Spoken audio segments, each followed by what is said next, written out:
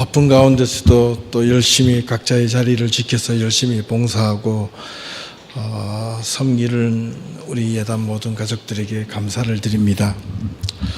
한 4년을 우리 예담교회와 함께 해보니까 제가 발견되는 게 두 가지가 있는데요. 힘들지만은 목회자로서 말씀을 전하고 어떤 비전을 세우고 그 말씀을 계속해서 전할 때 그 말씀과 비전에 의해서 변해가는 분들이 있어요. 그러면서 그 삶이 변하고 또 그 행동이 변하는 분들을 보며 참 기쁩니다. 그거는 내면의 변화라고 할 수가 있겠죠. 그리고 또 다른 변화가 하나가 있는데 무슨 변화냐면 몸의 변화입니다. 몸의 변화라는 것은 목회자의 몸을 따라하는 것 같아요.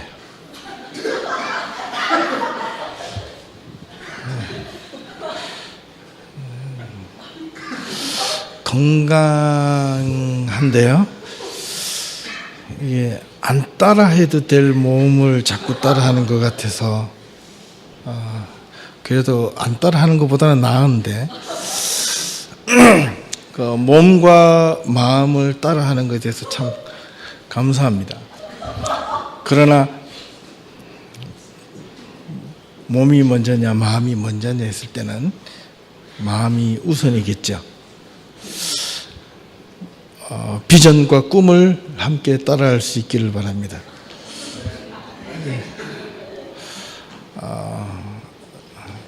제가 지난주에 야유회를 가서 어떤 한 분을 보고 제 모습을 봤습니다.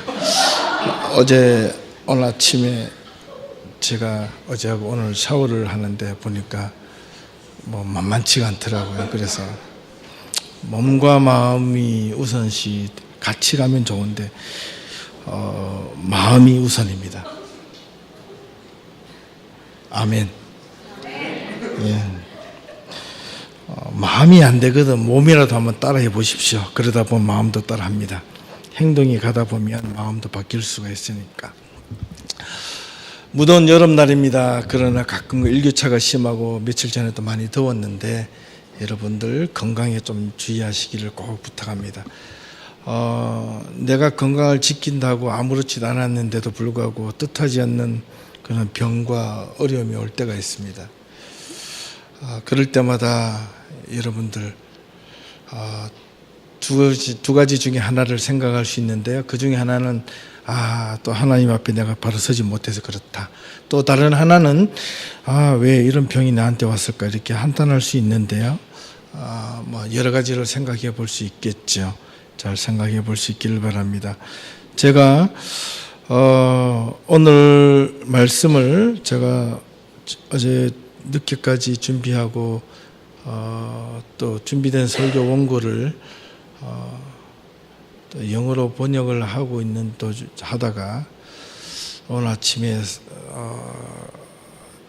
상당히 많이 바꿨습니다. 그래서 영어로 번역을 제대로 할 수 없게 돼서 오늘 그냥 이 자리에 섰습니다.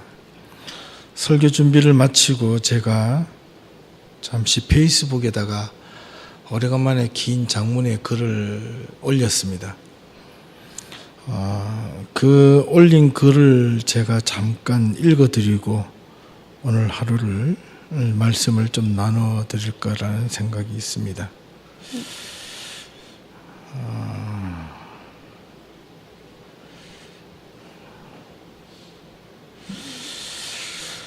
오늘 주일 설교 준비를 마치고 잠시 교회를 향하여 나서기 전 묵상에 잠겼다. 오늘 말씀은 나를 향하여 던지신 하나님의 말씀이셨다. 나와 내 주변을 둘러보았다. 지금 일어나고 있는 여러 가지 한국의 정치적 상황과 사회 그리고 교회의 모습들을 생각해 본다. 한국 사람들은 열정적이다. 어떤 불의를 보면 참지 못하는 뜨거움이 있고 새로운 것을 만들어내는 창의적인 지혜도 있고 간절히 바라는 신앙의 몸부림도 있다. 그러나 문제 해결을 위한 투쟁의 일시적인 몸부림은 있어도 시간이 지나면 쉽게 잊혀지는 아쉬움이 많다. 너무 일시적 뜨거운 관심이 쉽게 돌아서는 무관심으로 변한다. 무엇보다 자신의 안일한 작은 잘못에는 한없이 관대하고 다른 사람의 실수에는 용납 못하는 못된 버릇도 있다. 자신의 실수나 잘못을 인정하고 고치려 하기보다 하나님의 진실한 은혜보다 헛되고 망령된 은혜에 자신을 깊이 숨기려고만 한다. 본질에 대한 분명한 접근보다 표피적 유혹과 선동에 쉽게 빠져든다. 악의 무리는 이것을 이용하고 정당화하려 한다. 부정을 외치는 자도 많고 말하는 자도 많지만 사회적 관심에는 자기의 이익의 관심보다 적다. 그래서 나도 오늘부터 사회적 정의와 문제 해결을 위하여 우리 예담의 미래를 위하여 작은 결단을 하고자 한다. 세월호의 본질과 진상규명을 위하여 계속되는 이스라엘과 하마스 사이의 전쟁의 멈춤과 평화를 위하여 예담의 미래가 단지 개인의 축복의 통로와 같은 기복의 자리가 아닌 하나님의 의와 공의 위에 서는 공동체를 위하여 하루에 한 끼 금식이나 개인의 소유에 대한 절제에 동참하며 기도하기로 하였다. 하나님께서 오늘 선포할 설교를 통하여 내게 너부터라고 말씀하시는 것 같았다.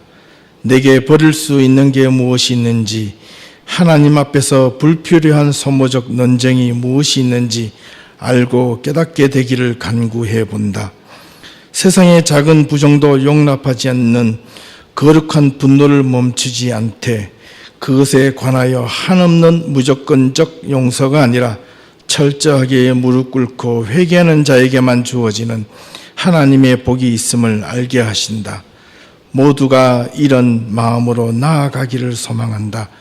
늦은 감이 없지 않으나 다시 시작하는 마음으로 의분만 삭히며 인터넷상에서 그저 한 줄의 글을 남기며 토로하는 자가 아니라 이곳 내가 서 있는 자리에서 나는 괜찮고 안전하다 해도 그것을 도리어 버리고 내가 할 수 있는 작은 실천과 힘을 보태고자 한다. 함께 하나님의 진리와 공의가 이 땅에 다시 세워지길 소망하며 이 세 문제가 해결될 때까지 각자의 자리에서 자신의 조금 안락함을 버리고 함께 동참하기를 기도한다. 오늘 말씀의 본문의 배경은 이스라엘 백성들이 출애굽한 뒤 광야 40여 년간 생활을 마치고 가나안으로 들어온 뒤 여호수아로 하여금 가나안을 정복하게 한 기간이 약 10여 년, 그리고 그 이후에 약 410년간의 사사 시대가 끝나고 마지막 사사이자 첫 번째 예언자가 되었던 사무엘을 통하여 활동하던 시기의 마지막 무렵의 내용이 오늘 본문의 말씀입니다. 그렇다면 오늘 본문의 배경에는 이미 가나안에 처음 들어와 살았던 자들은 지나가고 몇 세대가 지난 후라고 볼 수 있습니다. 엘리 제사장의 뒤를 이어 사무엘이 제사장과 예언자 그리고 사사로 하나님을 섬기며 살아오다가 나이가 늙게 되자 사무엘의 두 아들인 요엘과 아비야가 브엘세바에서 사사가 되어 그 지역을 다스리게 하였습니다. 그런데 그 두 아들들은 자기 아버지 사무엘의 믿음과 삶의 행위를 곧게 따르지 아니하고 자기 자신의 이익을 따라 뇌물을 받고 판결을 굽게 하며 백성들의 마음을 혼란시켰습니다. 그래서 오늘 본문 4절을 보니 이스라엘 모든 장로들이 라마에 있는 사무엘에게 찾아가 요청을 합니다. 5절입니다. 보소서, 당신은 늙고 당신의 아들들은 당신의 행위를 따르지 아니하니 모든 나라와 같이 우리에게 왕을 세워 우리를 다스리게 하소서라고 요청을 하였습니다.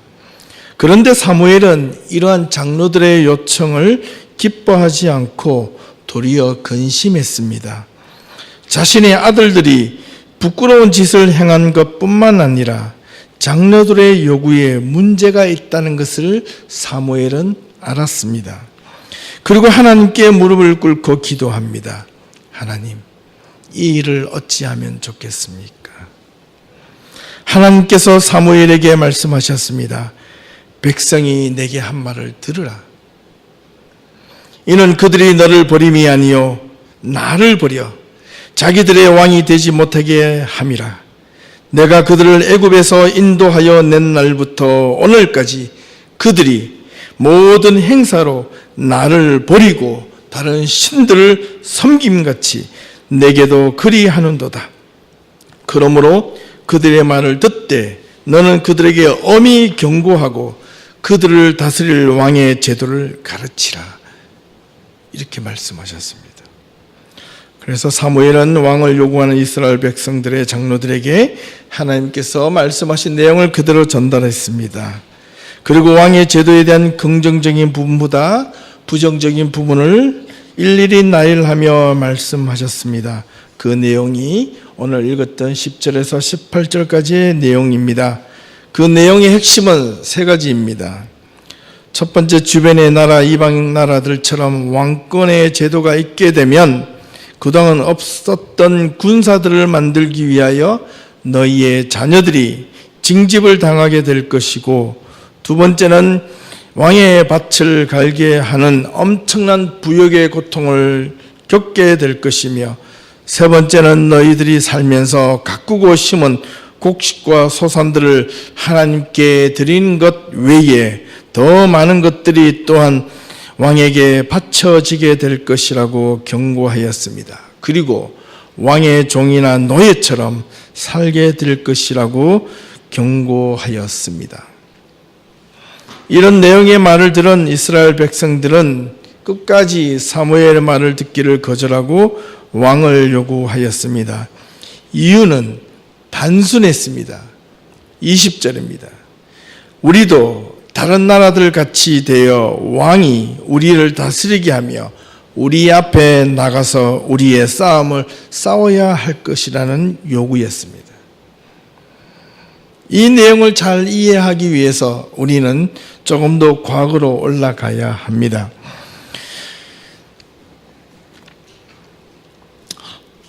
먼저 그 과거로 돌아가기 전 이 내용에 대해서 질문을 던져봅니다.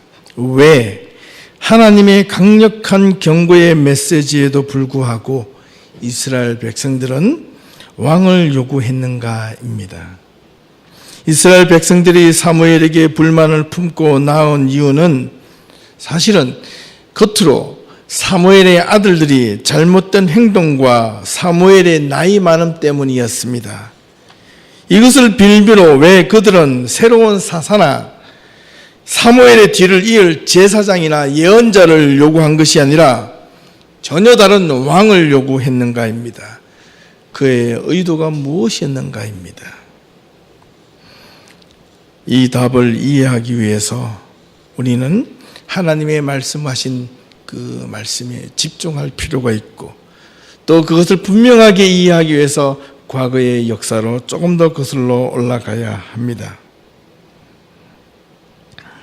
그들의 조상 이스라엘 백성들은 출애굽을 하고 광야 40년을 지나고 하나님의 약속하신 가나안 땅으로 들어갔습니다. 그리고 410년간이라는 사사 시대를 거쳐서 이제 드디어 본격적인 가나안에서의 제대로 된 삶이 시작되었습니다. 410년간이라는 그 세월이 지나도 그들에게는 매주 모여서 제사장과 예언자를 통하여 들려졌던 말씀은 그들의 조상, 과거의 조상들이 지나온 삶의 이야기였습니다. 출애굽하던 이야기, 광야 40년 동안 이루어졌던 이야기, 그리고 가나안으로 들어가게 된 이유들을 매주 주님 전에 나올 때마다 들어야만 했습니다. 그들이 안식일마다 하나님 앞에 나와 예배드리며 제사 드릴 때 그들은 듣고 또 들어야 했던 것은 율법과 출애굽 사건과 광야 생활과 가나안에 정착하게 된 이유였습니다. 그들은 듣고 또 들었던 그 광야 생활의 모습에서 벗어나 지금은 그들의 삶은 광야 생활이 아니라 정착 생활이었습니다. 그런데 그들이 그 이야기를 들을 때마다 두 가지 마음이 들었을 것입니다. 첫 번째는 우리는 다시는 그 이야기를 들을 때마다 우리의 조상들처럼 유리방황하는 삶을 살지 않겠다는 마음의 다짐이었고, 또 하나는 그렇게 하려면 하나님이 필요한 것이 아니라 하나님과 또 다른 무언가의 힘이 필요할 것이라는 생각을 했던 것입니다. 이곳까지 이끌어 주신 에베네셀의 하나님을 끝까지 신뢰하면 앞으로도 그곳이 광야이든 정착하는 곳이든 어디를 가든 함께 하시겠다고 하셨던 하나님의 준엄한 약속의 말씀은 어디론가 사라지고 그들 앞에 놓여져 있는 가나안의 삶, 이 정착의 삶이 그들에게는 더욱더 집중되어져 있었던 것입니다. 왜냐고요? 그들의 조상들, 그들의 아버지와 할아버지들이 살았던 삶으로 돌아갑니다. 출애굽을 하였습니다. 이스라엘 백성들이 광야 40년의 삶을 살아갑니다. 매일처럼 저녁이 되면 텐트를 치고 아침이 되면 텐트를 걷어야 하는, 항상 유리방황하는 삶을 살아야 했던 이스라엘 백성들, 언제쯤이면 나도 매일 걷고 세우는 텐트가 아니라 집에 땅을 파고 집을 세우고 자녀를 낳고 그 주변에서 땅을 가꾸고 곡식을 일구어서 열매를 맺고 그것에 대해서 안정되게 행복하게 살 것인가라는 그 그리움에 사무쳤을 것입니다. 가나안으로 들어갔습니다. 하나님께서 말씀하십니다. 이스라엘 땅을 향하여 정복하라. 정복하는 그 기간이 무려 10년간의 기간이 걸렸습니다. 이스라엘 백성들이 드디어 가나안에 정착하게 됩니다. 땅을 짓고 살았습니다. 땅을 갈구며 또 집을 짓고 살게 되었습니다. 평안합니다. 행복합니다. 자녀를 마음 놓고 두고 살게 되었습니다. 감사한 마음이 들었습니다. 기뻤습니다. 그런데 안정되고 평안하고 땅을 일구며 가꾸는 동안 마음에 기쁨과 동시에 불안한 감이 또 생깁니다. 언제쯤이면 또다시 우리가 살던 이 터전이 잃어버리게 될까? 또 유리방황하는 삶이 되지는 않을까? 그들이 매주마다 모여 선포되어진 그 말씀 속에서 그들은 불안해했는지도 모릅니다. 아니야, 우리는 유리방황하는 삶을 살아서는 안 돼. 그렇게 하기 위해서는 무언가가 필요해. 하나님께서는 매주마다 그렇게 말씀하셨을 때에 나를 왕으로 세워라. 내가 너희와 함께 하겠다. 내가 끝까지 너희와 함께 하겠다. 너희 조상들 이스라엘 백성들, 출애굽했던 이스라엘 백성들, 그 다음에 광야 40년간에 이끌었던 사람들, 사사시대의 410년간의 삶을 돌아보라. 내가 그를 유리방황하게 한 것이 나의 잘못이냐? 너희들이 가나안에 들어가서 사사시대에 살면서 온갖 이방 족속들로부터 침략을 받고 고통을 받고 버림을 받고 너희들이 가족과 땅과 전답과 곡식을 빼앗던 것이 나의 잘못이더냐? 너희들이 잘못하여 너희들이 하나님을 바르게 섬기지 못하여 작은 것 하나의 불씨가 큰 범죄를 일으키는 그것을 내가 참지 못하여 이방 족속들을 들어서 너희를 피하게 하였고 너희 가족을 다시 멸망케 하였고 너희 집안을 다시 무너뜨렸고 너희가 일구고 갈구었던 그 밭과 논을 나보다 더 귀하게 생각하였기 때문에 그것을 무너뜨렸다. 이것을 기억하라. 그러나 이스라엘 백성들은 그 소리를 듣는 것에는 귀를 닫았습니다. 이스라엘 백성들의 눈에 보기에는 두 가지가 보였습니다. 하나는 자기가 살고 있는 땅, 가족, 곡식, 열매, 과수원이 보였던 거고, 이것을 빼앗기지 않기 위해서 하나님을 바라보는 것이 아니라 주변을 돌아보았습니다. 돌아보니 가나안 땅에서 다 멸하지 않았던 가나안의 7 족속들 가운데 그들의 삶이 너무나 든든하게 보여졌던 겁니다. 그들에게 왕이 있었습니다. 그들을 지켜줄 군대가 있었습니다. 그들에게는 힘이 있었습니다. 성이 있었습니다. 눈에 보이는 튼튼한 그런 능력과 힘이 있었습니다. 그러나 이스라엘 백성들은 사사시대에는 왕이 없었습니다. 사사들도 하나님의 지도자가 된 것이 아니라 가장 평범한 사람들 가운데 이스라엘 백성들이 잘못을 저질렀을 때 이방 족속을 통하여 벌을 내리고 징계를 내렸을 때 그때 하나님께 돌아서며 회개하는 자들에게 그들 가운데에 하나님을 바라보는 선한 사람들을 세워서 그들에게 지도자로 잠깐 맡겨주셨던 겁니다. 그런데 이스라엘 백성들은 그 지도자를 보고 무시하고 업신여기고 경멸하였습니다. 예. 그들이 누구입니까?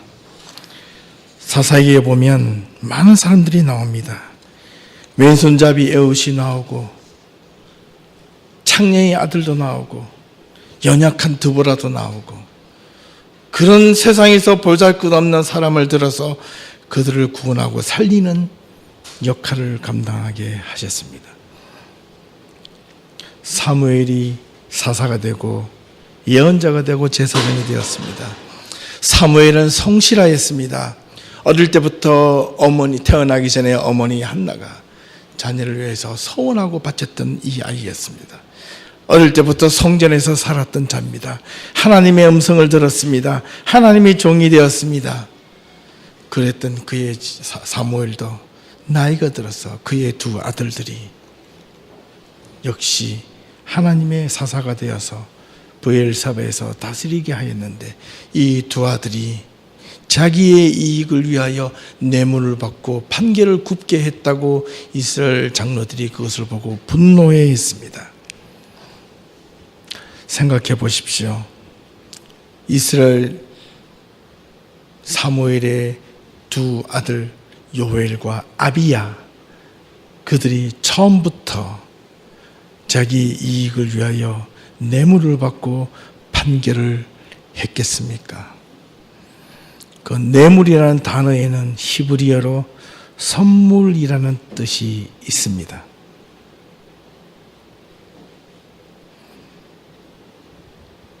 근데 가장된 선물이라는 뜻입니다.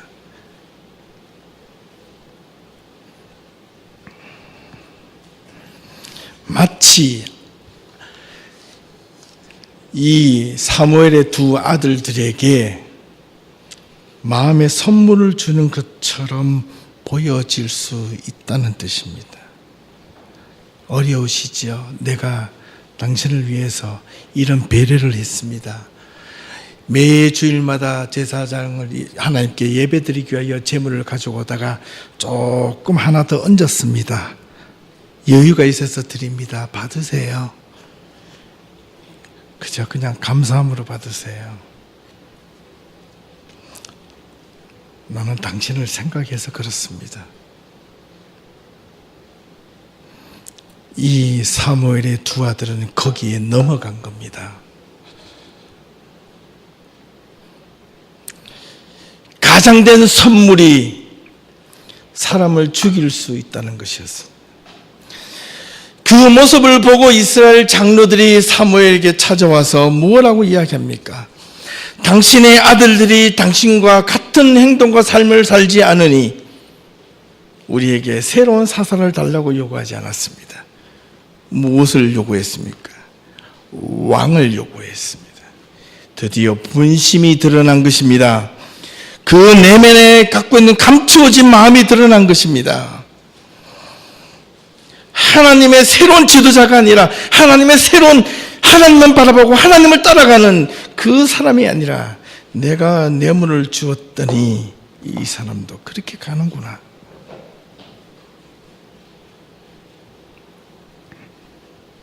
세상도 그렇고 하나님의 몸된 교회도 그렇습니다. 작은 숨김, 작은 배려가 사람을 생각하는 것처럼, 그 사람을 위하는 것처럼 보여지나 그것이 그 사람의 공정함과 그 사람의 객관성을 띠지 않는 배려와 아량은 거짓입니다. 부정직입니다. 우리는 이것을 알아야 합니다.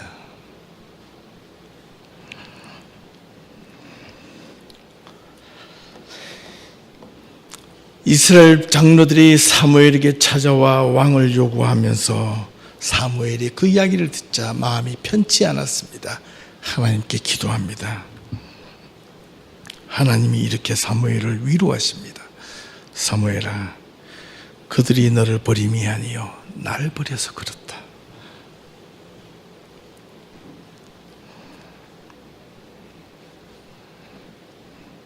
그들의 조상들이 가나안에 살면서 사사시대를 거치는 동안 수많은 이방 족속들로부터 침략을 받고 가족을 잃고 전답과 곡식과 과일을 빼앗기는 동안 그들은 왜, 무엇 때문에 이방 족속들로부터 고난을 받고 그들이 가지고 있는 모든 것을 잃어야만 했는지에 대한 본질을 생각하지 않고 빼앗긴 것에만, 없어진 것에만, 잃어버린 것에만 관심이 있었던 것입니다. 그 이유는 이방 족속들처럼 힘이 없었다고 그들은 단정했던 겁니다. 그래서 나도 세상에서 살기 위해서 돈이 있어야 되고 물질이 있어야 되고 땅도 있어야 되고 능력도 있어야 된다고 생각하며 그 길을 향하여 목숨 걸고 이 세상 사람들은 살아가고 있는지도 모릅니다. 교회 다니는 사람들도 교회 나와, 주일 전에 나와 울며 기도하고 하나님의 부르짖는 내용이 하나님과의 관계의 본질에 관심이 있는 것이 아니라 내 자녀가 굶주려 있는 것, 내 주머니에 빈털질이 되어 있는 것, 내가 지금 어려움에 당하고 있는 것, 왜 내가 고난을 받고 내가 어려움을 당하고 있고 왜 내가 지금 문제가 생기는가에 대한 하나님과의 관계의 정립에 관심을 갖고 있지 않고 다른 것에 관심을 갖고 있으니 그들 마음속에는 하나님이 아니라 또 다른 물질의 왕, 권력의 왕, 세상의 왕이 있어야만 되겠다고 오늘도 이 자리에 나와 예배를 드리지만 바알 앞에 기도하는 것과 별다를 바가 없다는 겁니다.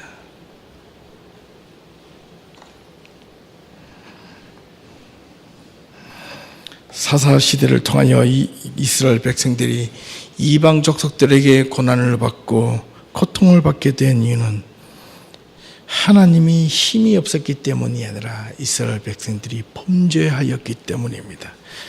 하나님의 말씀을 버렸고 하나님의 말씀을 무시하였고 하나님의 뜻을 따르지 않았던 잘못 때문이었습니다.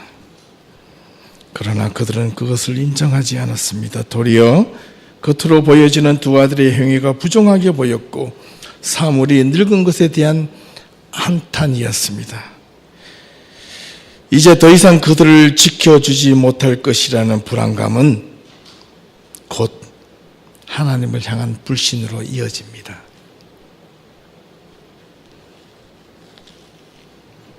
오늘 제가 여기에서 말씀을 준비하다가 멈췄습니다.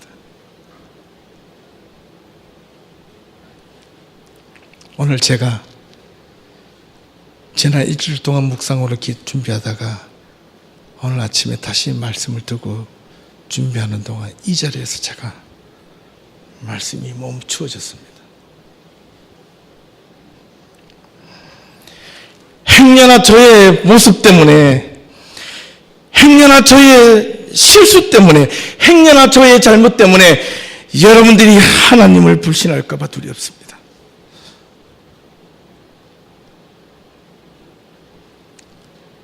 행여나 눈에 보이는 부족함 때문에 여러분들이 하나님을 불신할까 봐 두렵습니다.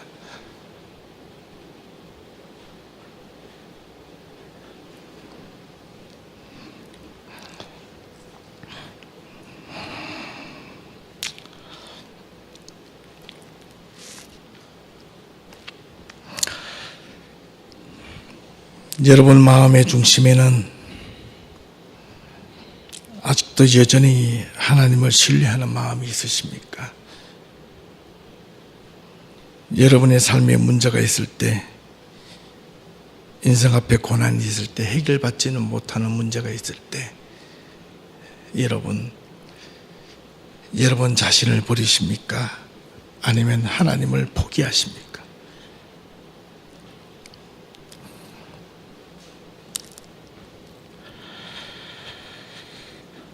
돌이켜 생각해 보면 그렇습니다. 그 어떤 사람도 적어도 기본적인 가정을 일구고 살아가는 건강한 가정이라면 가정이 행복하기를 원합니다. 자녀가 건강하기를 원하고 좋은 직장에 다니기를 원하고 가정이 모두가 건강하게 되기를 바랍니다. 그러나 뜻하지 않는 어려움이 왔을 때, 뜻하지 않는 고난이 왔을 때, 뜻하지 않는 인생의 막연한 어떤 풍랑을 만났을 때 여러분, 그때 여러분은 무엇을 하십니까? 그 문제의 해결을 돈으로 보십니까? 권력으로 보십니까? 세상의 힘으로 보십니까?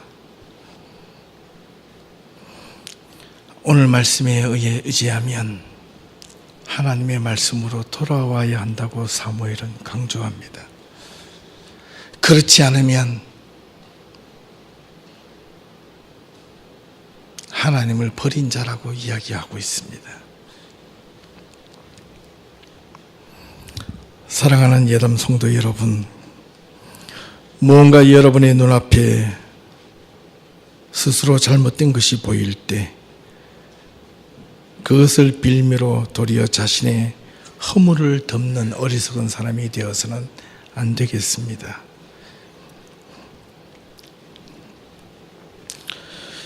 사무엘의 두 아들 이 사사가 잘못 걸어가게 되는 배경에는 뇌물을 받은 것도 문제가 되지만 더 큰 문제는 공평한 재판이 아니라 자신의 잘못이나 이득을 자기 생각으로 마음껏 생각해서 그들에게 전해준 단서가 있다는 것을 아셔야 합니다. 하나님을 버린 이스라엘 백성들은 처음부터 하나님을 버린 것이 아닙니다. 수없이 반복되는 성경 속의 이스라엘 역사에는 이스라엘 백성들의 이익과 작은 탐욕과 욕망과 허점을 간과하고 무시하고 나 하나쯤이야 내가 옳다고 나만 아니면 돼 라고 하는 마음이 공동체를 무너뜨리고 다른 사람을 생각하는 것이 불의를 저지른 줄 모르고 정당하다고 생각하는 것으로부터 회개하고 돌아서야 하겠습니다. 그렇지 않으면 언제든지 자신의 상황과 이익에 따라서 하나님을 버릴 수 있습니다. 자신의 가정과 이익과 물질과 소유를 빼앗기지 않기 위하여 하나님을 버릴 수 있다는 말입니다. 하나님은 자신의 이익과 물질과 소유를 빼앗는 분이 아니라 하나님을 버리는 행위를 버려야 한다고 말씀하고 계십니다. 하나님의 뜻과 자신의 이익이 충돌될 때 자신의 작은 이익 버리지 않으면 도리어 그 욕심 때문에 가정을 잃고 재물을 잃고 자기가 가지고 있는 모든 소유를 잃게 된다는 것이 성경이 가르치고 있는 말씀입니다. 여러분의 삶의 이익을 위하여 하나님의 뜻과 정의를 버리시겠습니까? 아니면 하나님의 뜻을 따르기 위하여 자신의 이익을 버리겠습니까? 여기서 자신의 이익이란 자신의 생각, 자신이 스스로 옳다고 생각하는 것을 하나님의 말씀 앞에서 내려놓을 때 가능합니다. 한국에는 여전히 세월호의 문제가 해결되기는커녕 그 본질에서 벗어나 미궁 속으로 빠져들어가고 있습니다. 본질은 희석된 채 온갖 억측과 유언비어로 해결의 실마리를 찾지 못하고 진상 규명을 위하여 생사를 넘는 단식을 하며 울부짖는 유가족과 그 주변의 사람들이 있습니다. 여전히 이스라엘과 하마스는 전쟁을 멈출 줄 모르고 아무 죄도 없는 어린 생명들과 나약한 사람들이 죽어가고 있습니다. 세상에는 온갖 질병과 고통으로 시달리며 허무하게 죽어가는 사람들이 있습니다. 그것을 바라보며 안타깝다. 왜 저렇게 해야 돼? 잘못됐다. 나쁘구만.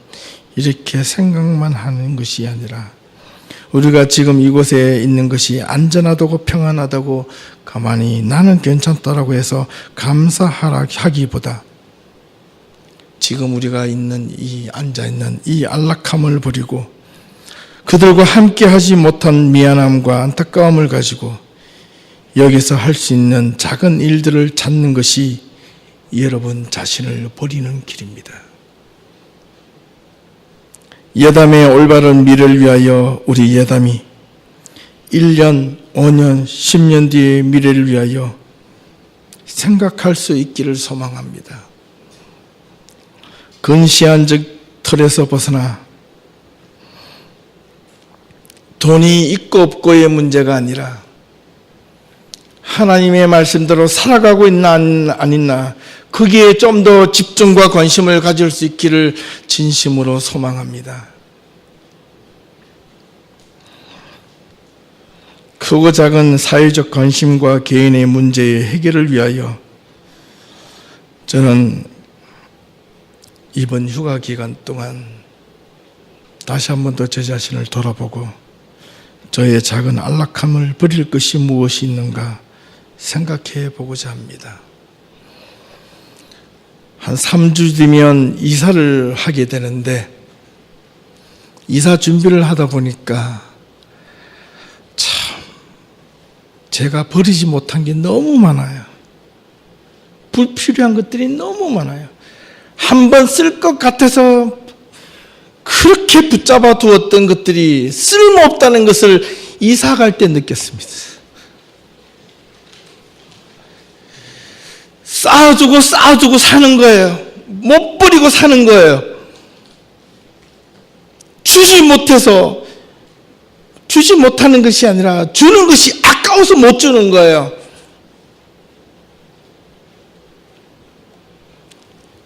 그래서 내가 산더미처럼 쌓아놓고 있다는 것을 깨달았습니다. 버리는 연습을 좀 해야겠습니다. 비우는 연습을 좀 해야겠습니다. 제가 먼저 비우면 여러분들도 비우지 않을까요? 제 뱃살만 비우지 말고 제가 다이어트 하면 여러분들 다이어트 하지 않을까? 매주마다 몰라보게 홀쭉해지는 저의 모습을 기대해 보시길 바랍니다. 그러면 여러분들 가운데서 건강하게 바뀌어질 줄 믿습니다. 사랑하는 우리 예담 성도 여러분, 힘들고 어려울 때 하나님을 버리지 말고 내 안에 불필요한 것들을 버릴 수 있기를 바랍니다. 힘들고 고난이 있을 때 세상의 물질을 붙잡지 말고 내 안에 그릇된 것을 발견해서 그것을 버릴 수 있기를 바랍니다. 문제가 생겼을 때, 충돌이 생겼을 때 여러분 그것을 버려보십시오. 하나님의 손길이 보이십니다. 내가 버리지 못해 하나님을 볼 수 없습니다. 내가 내려놓지 못해 하나님을 만날 수 없습니다. 내가 손에 쥐고 있는 그 어떤 작은 것도 손에 쥐고 있는 한 하나님의 손을 붙잡을 수가 없습니다. 하나님의 손을 붙잡기를 원하십니까? 손을 펴십시오. 하나님을 보고 싶습니까? 눈을 뜨십시오. 하나님과 함께 동행하기를 원하십니까? 먼저 여러분의 발걸음을 한 발자국 내디뎌 보십시오. 몸이 아니라 생각이 아니라 마음이 먼저 하나님 앞에 나아올 수 있는 예담 성도들이 될 수 있기를 주님의 이름으로 축원합니다. 기도하겠습니다.